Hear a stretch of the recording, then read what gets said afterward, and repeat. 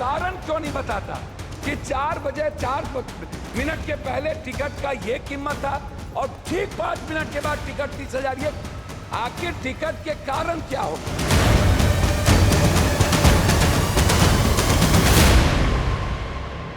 माननीय सदस्य श्री राजेश रंजन जी।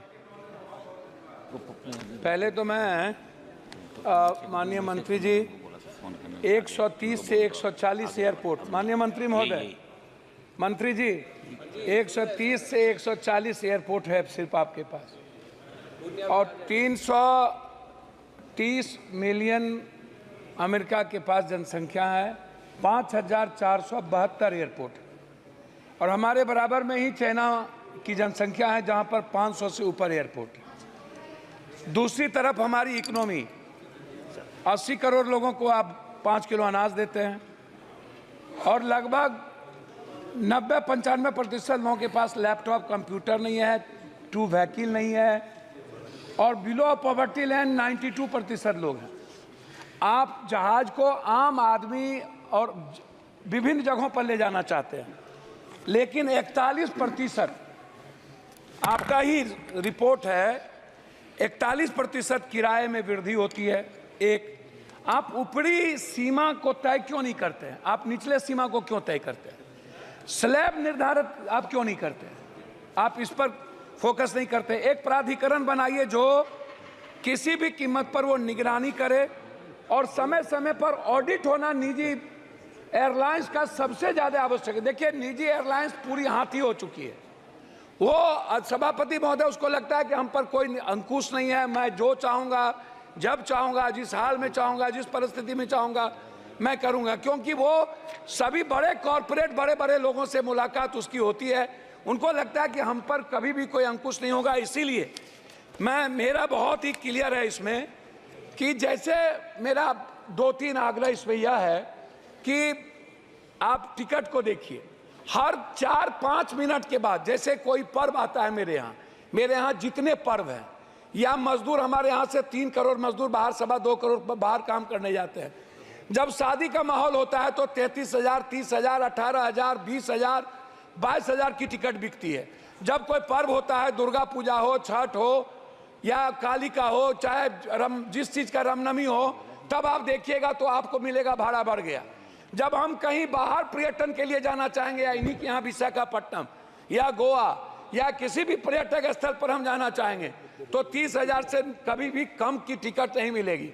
आप हमको एक बात बताइए, ये कोई कारण क्यों नहीं बताता कि 4 बजे 4 मिनट के पहले टिकट का ये कीमत था और ठीक 5 मिनट के बाद टिकट 30,000। ये आखिर टिकट के कारण क्या होंगे? एक तो आपको ये बताना चाहिए कि आप कारण बताइए कि टिकट का फेयर क्यों बढ़ गया 5 मिनट के अंदर। ये पूछने वाला कोई नहीं है, आप नहीं पूछ सकते हैं। दूसरी चीज, जब हम जाते हैं एयरपोर्ट तो सामान में 5 किलो सामान ज्यादा हो गया या 4 किलो या 3 किलो, तो आप जबरदस्ती आप मनमानी कितना टिकट काट देते हैं कि इतना आपको दे देना। अरे भाई, आप बैग को लौटा दीजिए। आपका यदि प्लेन ले जाने को तैयार नहीं है तो पैसा लेकर के आप उतना ही वजन लेते हैं, तो फिर पैसा क्यों लेते हैं? तो चौथी चीज, जब हम एयरपोर्ट जाते हैं, GMRY हो या जिसका भी हो, तो 160 रुपये का समोसा। खाना इतना महंगा है कि मिडिल क्लास जो काम करके बाहर से विदेशों से आते हैं और वो घर जाना चाहते हैं किसी भी घटना के कारण, नहीं जा पाता है। चौथी चीज, जब कोई cancer, brain tumour, heart, liver का इलाज है जो बिलो ऑफ पॉवर्टी लाइन है, उनके पास एयर एम्बुलेंस नहीं है। वो दिल्ली आने के लिए या कहीं बड़े शहर जाने के लिए उनके पास क्या सुविधा है? तो आप क्या ऐसे बिलो ऑफ पॉवर्टी लाइन जिसको जो कैंसर, जो संक्रमण बीमारी से परेशान है, क्या उसके लिए कोई ऐसी व्यवस्था आप करेंगे कि 4,000 या 5,000 एक फिक्सेशन कर दीजिए, कितना में वो जाएगा? चौथी चीज, जो बच्चे बिलो ऑफ पॉवर्टी लाइन है, जो बाहर एग्जाम देने के लिए जाता है, जिसके पास ट्रेन का टिकट नहीं मिल पाता है, वो जल्दीबाजी में है, क्या उसके लिए कोई मानक होगा? उस बच्चे के लिए जो इस स्टेट से दूसरे स्टेट जाता है, क्या वो भी 30,000 में लेकर के जाएगा? क्या ले जाने की स्थिति होगी? इसीलिए अंतिम में मेरा आग्रह यह है कि आप प्लेन को बढ़ाने की बात करते हैं, लेकिन उस पर कोई बजट आपका है ही नहीं। आप बजट दे नहीं रहे हैं।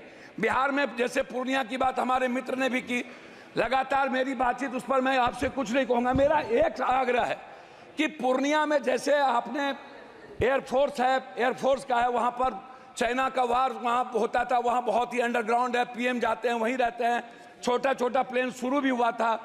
क्यों नहीं हम पूर्णिया में चीज़ों को बनाकर,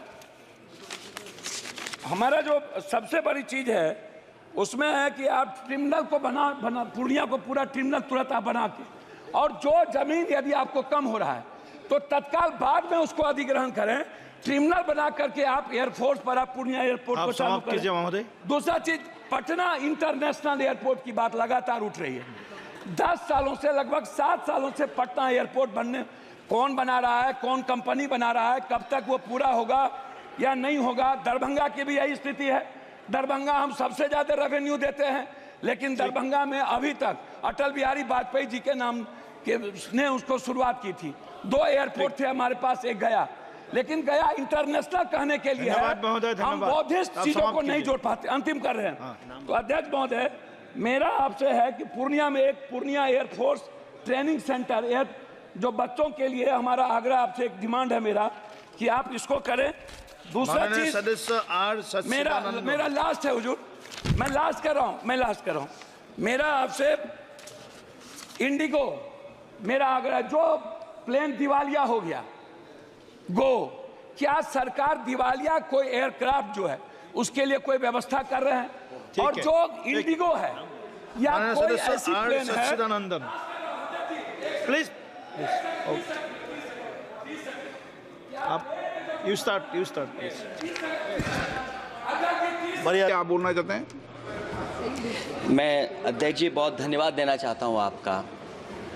मैं माननीय सदस्य NK प्रमाचंद्रन जी ने जो कहा और माननीय सदस्यों ने जो कहा, मैं उससे अपनी बात को जोड़ता हूं।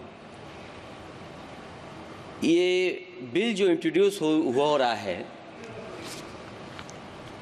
ये अध्यक्ष महोदय बहुत सोची समझी राजनीति के तहत हो रहा है। अध्यक्ष महोदय, जब लोकतांत्रिक तरीके से चुने जाने की पहले से प्रक्रिया है तो उसको नॉमिनेट क्यों किया जा रहा है? वहीं जहां अन्य धार्मिक जो मसले हैं, बॉडीज़ हैं, उनमें कोई गैर बरादरी का नहीं आता है। मान लीजिए वक्फ बोर्ड में गैर मुस्लिम को शामिल करने का औचित्य क्या बनता है? और अध्यक्ष महोदय, इतिहास के पन्नों को अगर हम पलटें, अगर आप जिला अधिकारी को सब ताकत दे देंगे, उन इतिहास के पन्नों को मैं नहीं पलटना चाहता हूं कि एक जगह पर एक जिलाधिकारी महोदय ने क्या किया था, उसकी वजह से आज और आने वाली पीढ़ी तक को भी सामना करना पड़ा। अध्यक्ष महोदय, मैं नाम नहीं लेना चाहता हूं। और अध्यक्ष महोदय, सच्चाई ये है कि भाजपा अपने हताश, निराश, आप तो उस कानून, चंद कट्टर समर्थकों के तुष्टीकरण के लिए ये बिल लाने का काम कर रही है। अखिलेश जी, अध्यक्ष महोदय, आज तो हमारे आपके अधिकार कट रहे हैं। मैं याद कीजिए अध्यक्ष महोदय, मैंने आपसे कहा था कि आप लोकतंत्र के न्यायाधीश हैं, और मैंने अध्यक्ष महोदय सुना है इस लॉबी में कि कुछ अधिकार आपके भी छीने जा रहे हैं। उसके लिए हम लोगों को लड़ना पड़ेगा आपके लिए। अध्यक्ष जी, अध्यक्ष महोदय, मैं इस बिल का विरोध करता हूं। कोई अध्यक्ष के अधिकार, अखिलेश जी, सिर्फ विपक्ष के नहीं है, पूरे सदन के हैं। इस तरह की गोलमोल बात आप नहीं कर सकते हो।